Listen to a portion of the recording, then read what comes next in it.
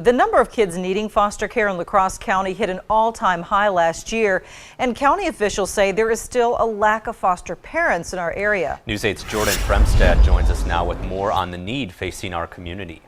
Last year, there were 180 kids in need of foster homes in Crosse County. That is a jump from 127 years ago, and community officials say they are struggling to keep up with the growing demand. I was about to put this back in there.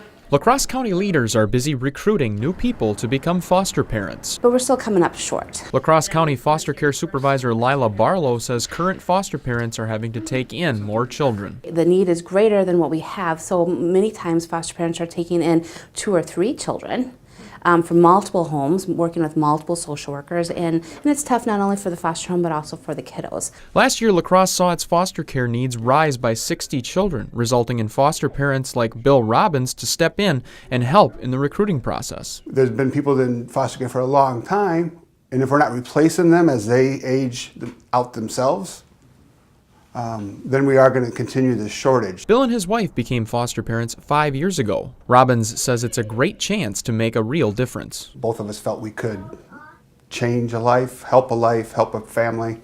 It didn't take long before their help was needed. There was a call and a child needed a placement. A moment that changed both their lives forever. I'm going to invite you, Dad. Almost 4 years later, we ended up adopting him and his sister. Robbins says they continue to keep the biological parents involved in their adopted children's lives. Oh, boy, he said. Barlow says they want to avoid sending kids away from close family and friends. Anytime we would take a child out of their home, their family, it's trauma.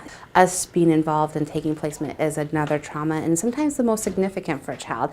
So we're trying to be very thoughtful on keeping them in locations and areas so we can keep some familiarity.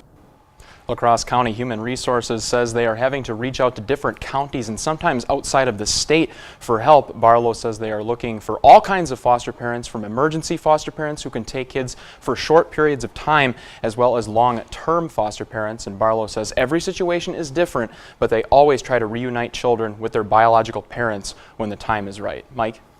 Thanks a lot, Jordan. And if you're interested in becoming a foster parent, you can call the Crosse County Human Services Office at the number there at the bottom of your screen.